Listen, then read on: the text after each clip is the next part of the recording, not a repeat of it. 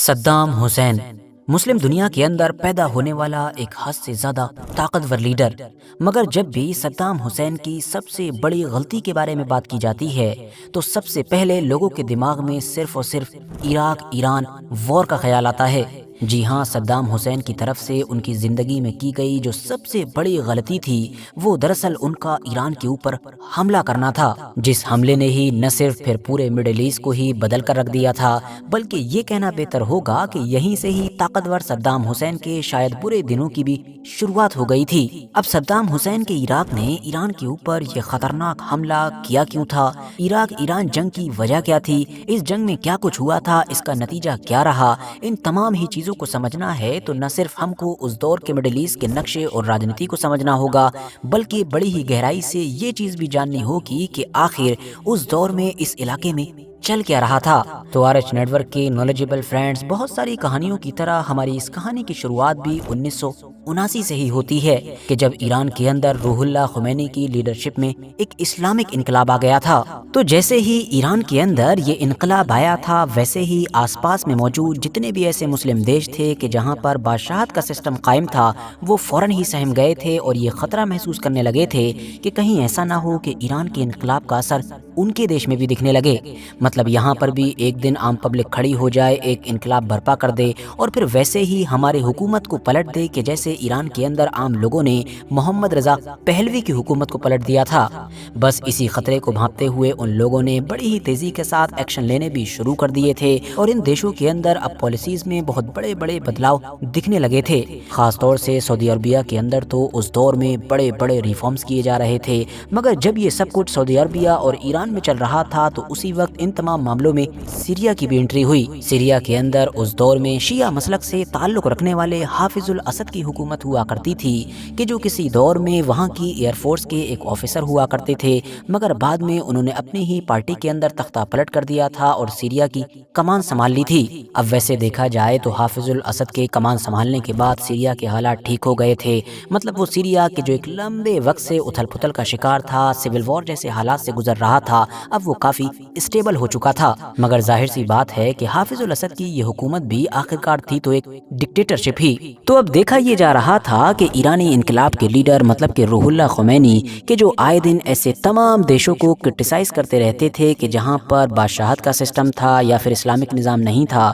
مگر وہ ہمیشہ ایک دیش کو اوائڈ کیا کرتے تھے اور اس دیش کا نام تھا سیریا، اور اس کی شاید وجہ یہی تھی کہ جو حافظ الاسد تھے وہ اس علاقے میں ان گنے چنے لوگوں میں سے ایک تھے یا ان گنی چنی طاقتوں میں سے ایک تھے کہ جنہوں نے شروع سے ہی روح اللہ خمینی کا ساتھ دیا تھا۔ محمد رضا پہلوی کے خلاف ایران کے اندر انقلاب کی جو ایک پوری مہم چلی تھی، اس پورے پیریڈ میں بھی حافظ الاسد روح اللہ خمینی کے سپورٹر رہے تھے اور انقلاب آ جانے کے بعد بھی انہی کے ساتھ تھے۔ شاید یہی وجہ تھی کہ روح اللہ خمینی بھی باوجود اس کے کہ سیریا میں بھی ایک ڈکٹیٹرشپ تھی، ہمیشہ سیریا کے کرٹیسزم کو اوائڈ کیا کرتے تھے۔ مگر دوستو، یہاں پر غور کرنے والی بات یہ ہے کہ وقت کے ساتھ اب سیریا کے اندر بھی زمینی حالات بدلنا شروع ہو چکے تھے اور اس کی مین وجہ تھے سیریا کے اندر پائے جانے والے کچھ وہ لوگ کہ جو اب سیریا کے حافظ الاسد کے خلاف سڑکوں پر اترنا شروع ہو چکے تھے۔ دراصل یہ سیریا کے وہ لوگ تھے کہ جو مصر کی اخوان المسلمین مطلب کہ مسلم بردرہڈ سے جڑے ہوئے تھے یا اسی طرح کی ہی کسی وچاردھارا سے انسپائر تھے۔ دلچسپ بات یہ ہے کہ اخوان المسلمین جیسی وچاردھارا سے جڑے ہوئے یہ لوگ مسلک کے حساب سے تو سنی تھے، مگر اس کے باوجود بھی لمبے وقت سے روح اللہ خمینی کے بھی سپورٹر رہے تھے۔ یہی وجہ ہے کہ مسلم بردرہڈ کے ان لوگوں نے روح اللہ خمینی سے نہ صرف اس دور میں ملاقاتیں کی تھیں کہ جب وہ ایران سے باہر رہ کر محمد رضا پہلوی کے خلاف مہم چلا رہے تھے، بلکہ انقلاب آ جانے کے بعد بھی ان لوگوں نے ایران کے دورے تک کیے تھے۔ مطلب کل ملا کر الگ الگ مسلک سے ہونے کے باوجود بھی انقلاب کے پاتھ پر یہ دونوں ایک ساتھ تھے۔ تو جب ایسی وچاردھارا والے لوگوں نے سیریا کے اندر حافظ الاسد کے خلاف سڑکوں پر اترنا شروع کیا اور یہ ڈیمانڈ کرنی شروع کی کہ سیریا کے اندر اسلامک نظام قائم کیا جائے، تو حافظ الاسد کے جو خود ایک حد سے زیادہ سوشلسٹ اور سیکولر نیتا کے طور پر جانے جاتے تھے اور جو USSR سے کافی کلوز ہوا کرتے تھے، انہوں نے ان لوگوں کو بڑی ہی بری طریقے سے کچلنا شروع کر دیا۔ اب سیریا کے اندر یہ جو اخوان المسلمین کے لوگ تھے یا باقی شیعہ کمیونٹی کے بھی ایسے بہت سارے لوگ تھے کہ جو حافظ الاسد کے خلاف ہوا کرتے تھے، انہوں نے بڑی ہی امید کے ساتھ روح اللہ خمینی کی طرف دیکھنا شروع کر دیا، مگر روح اللہ خمینی کی طرف سے ان لوگوں کی طرف कोई भी रिस्पॉन्स नहीं आ रहा था। नतीजा ये हुआ कि हाफिजुल असद के खिलाफ खड़े होने वाले ये तमाम लोग कि जो आम तौर पर सीरिया के हमा के इलाके में रहा करते थे, वो हाफिजुल असद की हुकूमत और ईरान का जो इनकलाब था, इन सभी के खिलाफ हो गए। वजह बिल्कुल सिंपल थी, क्योंकि ईरानियन इनकलाबी लीडर रूहुल्लाह खुमैनी की ये जो खामोशी थी, इसकी कीमत सीरिया में रहने वाले इन लोगों को अपने हजारों लोगों की जानें देकर चुकानी पड़ रही थी। बिल्कुल इसी वक्त ही, मतलब जब ईरान, सीरिया और सऊदी अरबिया में ये सब कुछ चल रहा था, तो इन तमाम के बीच में मौजूद ये जो इराक देश था, इसके अंदर भी एक खामोश इनकलाब आ चुका था। एक ऐसा इनकलाब कि जिस पर शुरुआत में तो किसी का भी ध्यान नहीं गया, मगर फिर बहुत जल्द ही ये खामोश इनकलाब फटा और इसने पूरी दुनिया को हिला कर रख दिया। दरअसल मामला ये था कि उस दौर में इराक के अंदर ये जो सद्दाम हुसैन थे, ये वाइस प्रेसिडेंट हुआ करते थे। अब कहने को तो ये मेन प्रेसिडेंट नहीं थे, सिर्फ वाइस प्रेसिडेंट थे, मगर फिर भी जो देश की असली ताकत थी वो इन्हीं के पास थी। और देश की जो मेजर आबादी थी, मतलब कि शिया कम्युनिटी, वो सद्दाम हुसैन से उस दौर में कुछ खुश नहीं थी। अब सद्दाम हुसैन उस दौर में खुद भी एक इनकलाबी लीडर के तौर पर ही देखे जाते थे, एक सोशलिस्ट थे। उनकी जो पार्टी थी, मतलब कि बास पार्टी, वो भी आइडियोलॉजिकली एक सोशलिस्ट पार्टी थी और एक इनकलाब के नतीजे में ही इराक के अंदर पावर में आई थी। मगर फिर भी इराक या फिर मिडिल ईस्ट के आम लोगों में इस पार्टी को एक सुन्नी पार्टी के तौर पर ही देखा जाता था और सद्दाम हुसैन को भी सिर्फ और सिर्फ एक सुन्नी लीडर के तौर पर ही देखा जाता था, जिससे फिर सीधा नैरेटिव यही बनता था कि एक सुन्नी पार्टी और एक सुन्नी लीडर मेजॉरिटी शिया वाले इराक के ऊपर राज कर रहे हैं। ये जून 1979 की बात है कि जब इराक के वाइस प्रेसिडेंट, मतलब कि सद्दाम हुसैन ने अपने देश के प्रेसिडेंट अहमद हसन अल बकर को एक लिस्ट दी। इस लिस्ट के अंदर कुछ ऐसे शिया फाइटर्स, मतलब शिया जंगजुओं के नाम थे कि जो लगातार इराक की हुकूमत के खिलाफ एक्टिव थे और इस हुकूमत को गिराने की हर मुमकिन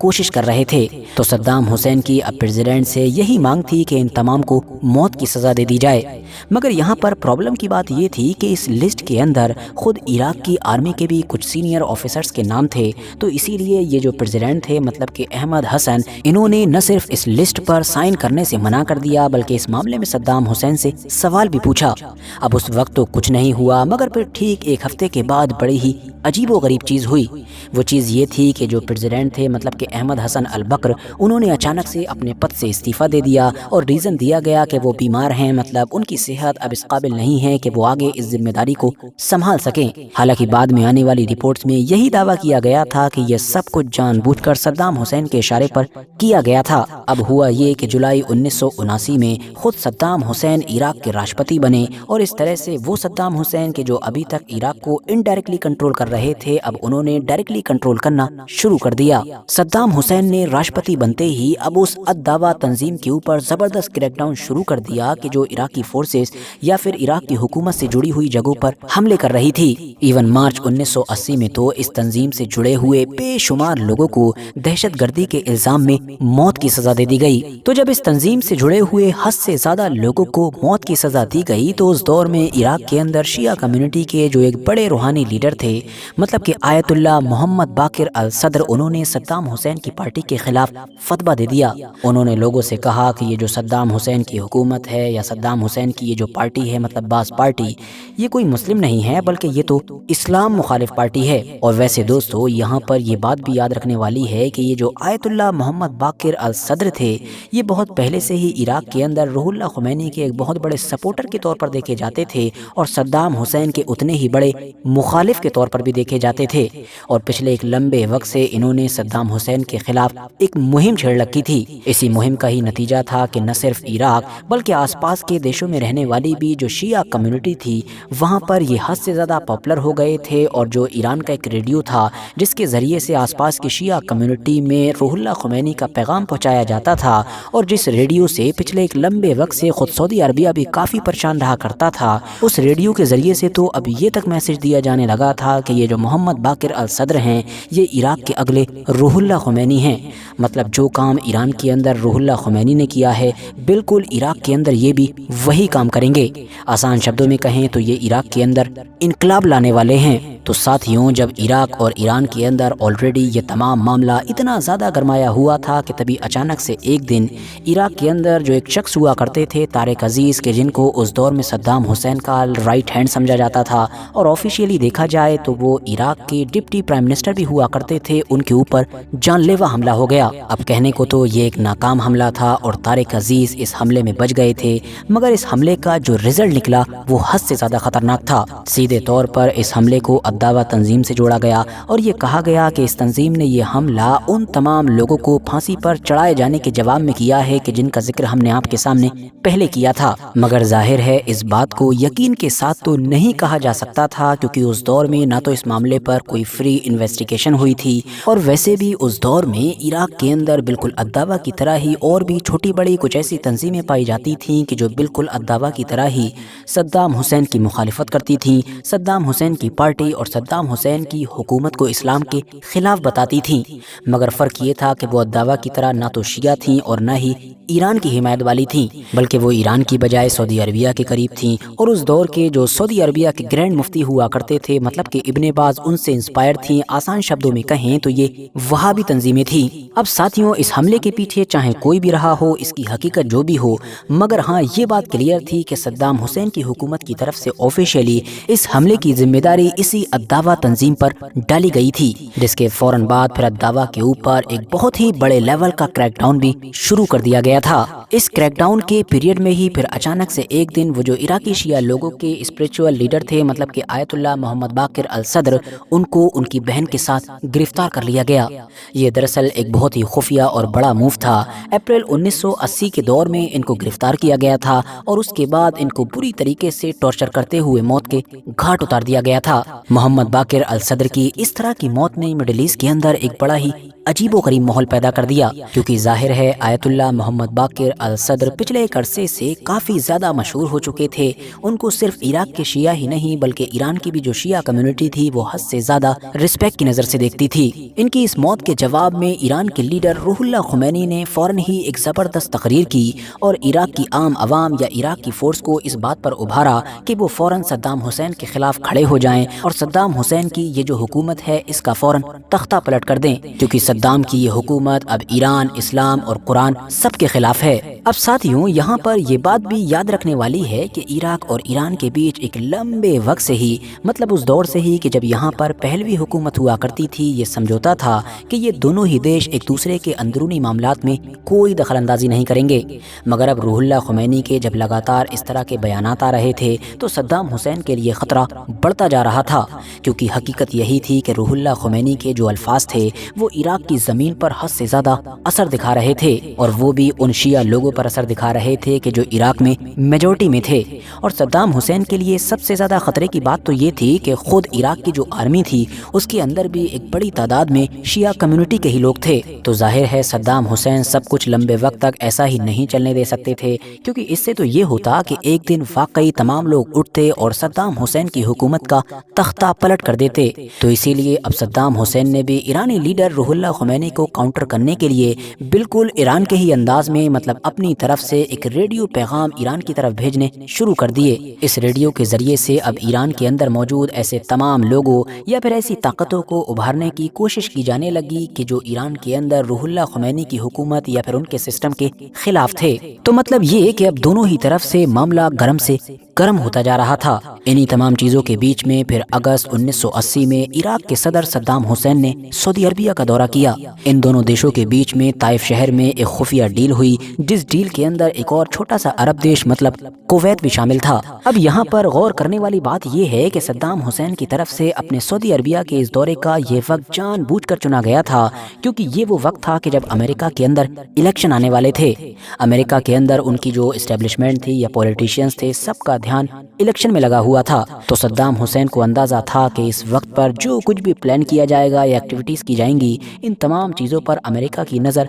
بمشکل ہی جائے گی۔ تو قصہ مختصر یہ ہے کہ صدام حسین کی سعودی عربیہ اور کویت کے ساتھ خفیہ ڈیل ہوئی، یہ دورہ کمپلیٹ ہوا، صدام حسین عراق واپس آئے اور دیکھنے میں بالکل ایسا ہی لگا کہ مانو یہ ایک نارمل دورہ تھا۔ ایون بیان بھی یہی جاری کیا گیا کہ علاقے کے جو بدلتے ہوئے راجنیتک حالات ہیں یا جو بڑھتا ہوا اسرائیلی خطرہ ہے اس پر بات کی گئی ہے۔ مگر मगर असल में वहाँ पर बातचीत हुई किस बारे में थी और ये डील किस बारे में थी, ये सब कुछ पूरी दुनिया को 22 सितंबर 1980 को तब पता चला कि जब सद्दाम हुसैन की इराकी आर्मी ने अचानक से ईरान के ऊपर हमला कर दिया। लगभग 8 से 9 अलग अलग जगहों से रूसी टैंकों के जरिए से इराकी फौज ने ईरान का बॉर्डर क्रॉस किया और ऊपर से जो फाइटर जेट्स थे उन्होंने भी अब ईरान की जो अहम लोकेशंस थी उनको टारगेट करना शुरू कर दिया। अब दूसरी तरफ जो ईरान था उसमें तो अभी नया नया इनकलाब आया था और वो तो सिर्फ अपने आप को स्टेबल करने की कोशिश कर रहा था। भले ही उसके पास तेल जैसी अहम कीमती चीज मौजूद थी मगर इकोनॉमी का हाल हद से ज्यादा बुरा था। ऊपर से जो अमेरिका था, मतलब दुनिया की सबसे बड़ी ताकत, वो ईरान की सबसे बड़ी दुश्मन बनी हुई थी और उसकी वजह वही हॉस्टेज क्राइसिस था कि जिसको हम अपनी एक पिछली वीडियो में एक्सप्लेन कर चुके हैं। मतलब किस तरह से रूहुल्लाह खुमैनी के जानिसारों ने ईरान के अंदर मौजूद जो अमेरिकन एम्बेसी थी उसको घेरे में ले रखा था और घेरे में लेने की वजह से जो 52 के करीब अमेरिकी नागरिक थे वो उसके अंदर कैदी बने हुए थे। वहीं दूसरी तरफ अगर सद्दाम हुसैन पर नजर डाली जाए तो सद्दाम हुसैन समेत जो इराक की पूरी लीडरशिप थी वो इस बात को लेकर कॉन्फिडेंट थी कि अगले 6 से 8 हफ्ते के अंदर सब कुछ फिनिश हो जाएगा, क्योंकि उन्होंने जो कुछ भी तैयारी की थी या उनको जो कुछ भी बताया गया था, उनका जो भी गणित था उसके मुताबिक 6 से 8 हफ्ते के अंदर ईरान की जो बची कुची मिलिट्री ताकत है वो खत्म हो जानी थी। बल्कि उनको तो ये तक बताया गया था कि खुद ईरान की जो आम आवाम है या वहाँ की जो मिलिट्री है